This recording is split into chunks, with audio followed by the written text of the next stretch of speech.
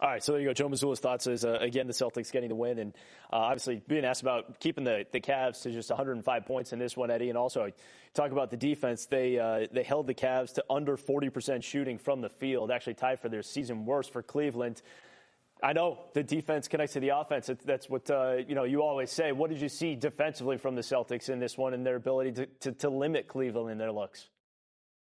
I thought we were just active. The activity was on a different level. I mean, we had 6 blocks and 10 steals. That says it right there. That's all you need to know. You don't get 6 blocks and 10 steals in a game without being active. And I thought that we were active. It was multiple actions, multiple efforts, not 1, not 2, not 3. They were doing everything they had to do. If somebody got beat, the teammate had his back.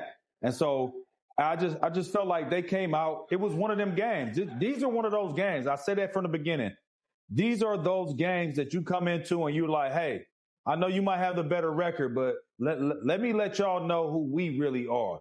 And I felt like that's what the team was on tonight, and they showed it throughout the game. Maybe a little lapse here and there, but for the most part, consistently showed that they were trying to send a message. Yeah, we've been on them a lot about physicality and not always matching what the opponent brings out there. But I thought tonight, from the get-go, like Porzingis around the rim really was a deterrent early, really kind of frustrated those guys near the basket and Jared Allen. So that set a little bit of a tone. And then the guards were aggressive. And look, sometimes it resulted in fouls or whatever, but it did also cause a whole bunch of turnovers. And when the Celtics cause turnovers and they get out in transition, you saw that one where Peyton ripped the ball at half court and knew to throw it ahead to Jason Tatum and create easy opportunities. Now your offense isn't stressing as much. It all just goes together. And I really love that they knew going into this, the way that Cleveland plays and the physicality that Cleveland typically brings has sometimes put them on their heels. And they hit first in this one, and that was a big reason for them able to get to the finish line even when Cleveland made a couple charges. And again, the Celtics finishing up this road trip with another win at Cleveland. Road Warriors. 20-6. That's pretty remarkable. That's obviously the best in the NBA, as it tells you right there at the bottom. But they took care of business against the Pelicans, the Sixers, and the Cavs here tonight, 112-105.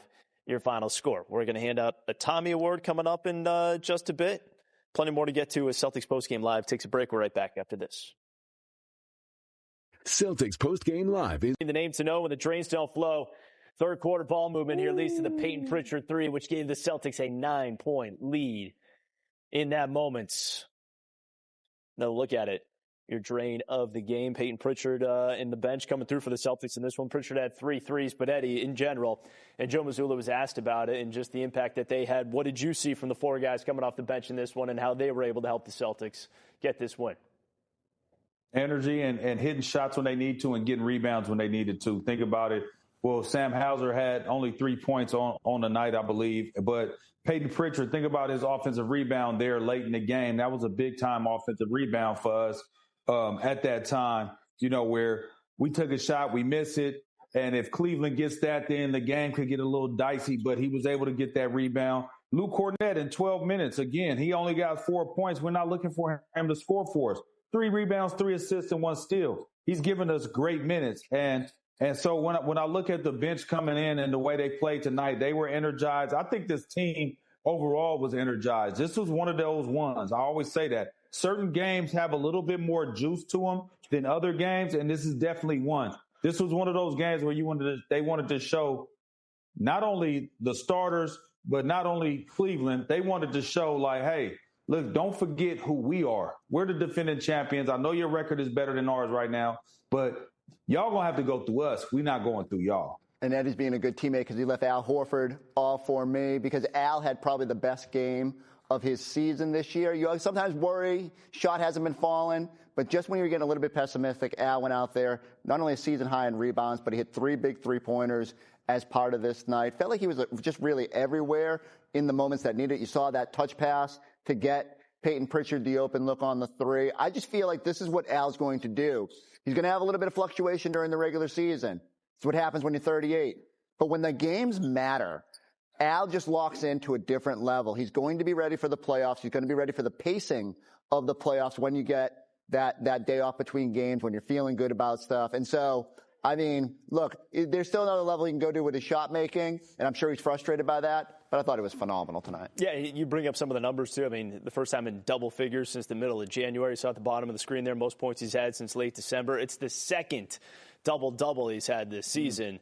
That one's going all the way back to early November. So Al Horford coming up with 13 points, 10 rebounds in this one, gets you that double-double. And I would think it's also going to get a nod. We think? You think? We think from Drew and Scal. Should we send it back out to Cleveland, find out who's going to win tonight's Tommy Award?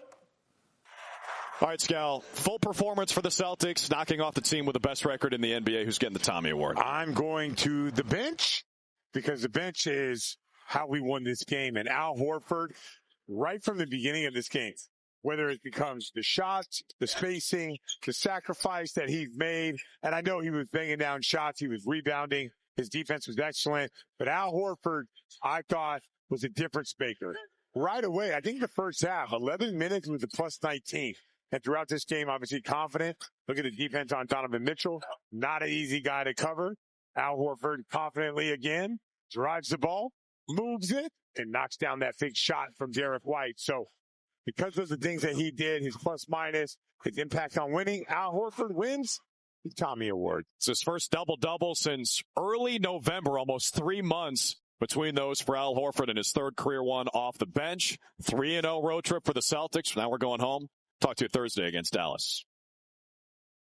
All right, there you go. It is Al Horford, indeed. And the Tommy Award is presented by Harvard Pilgrim Healthcare, this way to better health. How many is that for Al on the season now? What do we, number 5. Wow. So he's right in the mix.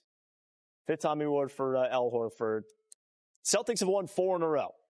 So now it's like more fun to look at the standings and kind of see how things are shaping up. And we're going to do that in just a bit as we'll also have some reaction, more reaction coming from Cleveland as well. Celtics Postgame Live is back right after this. Celtics Postgame Live. All right, there you look at it. Celtics getting the win tonight. Pick up another game on Cleveland, so they're now 4.5 games back of the number 1 overall. Does the carry mean we're moving up? Moving on up. Moving on up. 2-game lead over the Knicks as well, which is worth keeping an eye on because they've only played 1 game against New York so far this season. So they got a few more to go, including Saturday night at Madison Square Garden. So big one there. It'll be the first time they meet up since the season opener. Before then, you got Dallas on Thursday, Miami on Monday, and then the Spurs on Wednesday. That's your schedule ahead of the All-Star break, Chris. Jimmy Butler going to be there? I would not count on it. I wouldn't count on it, but who really knows at this point? I wouldn't either. We'll see. There's a lot of activity that could go down before Thursday, but Jimmy's probably seen all these trades, and it's a tough look. Wondering when it's his time? Yeah, when it's going to be his time. Overall, though, Eddie, you're looking at the Celtics right now, the way they're playing, it'd be great to pick up some more ground. You look at that schedule, too, and it's not – there's no easy wins in there either, but this is a chance, though, going to the All-Star break to start to feel better about things and maybe gain some ground. Yeah, and I wouldn't want it to be easy. I wouldn't want it to be easy going into All-Star break. I want us to have to galvanize galvanize and be there for each other the way we did tonight against the best team in the East. Okay, and I'm doing air quotes because that's what they say because of the record-wise, but this is a good opportunity to go right into the All-Star break with a lot of momentum. And then you come out of the All-Star break, and then it's pretty much a sprint to the playoffs. And then a whole nother season starts. The playoff season starts. And then so I like the momentum that we have created so far. I like the defense that we've been playing. I just want to see us sustain that energy and that effort and no letdown. It doesn't matter who we're playing. No letdown. Chris, let me ask you this. Did this feel like a turn the corner win for them? Or do you want to see that Saturday against the Knicks, that kind of thing? Yeah, I feel like this could be a statement week where, okay, you had the big comeback against Philly. It wasn't perfect, but at least you found a way. You start feeling good about your ability to grind no matter what the situation is. This trip as a whole has been great for them. You reassert your dominance a little bit over Cleveland with a win like this. I'd be interested. Thursday could be weird, I don't know what Dallas is in the aftermath of the trade.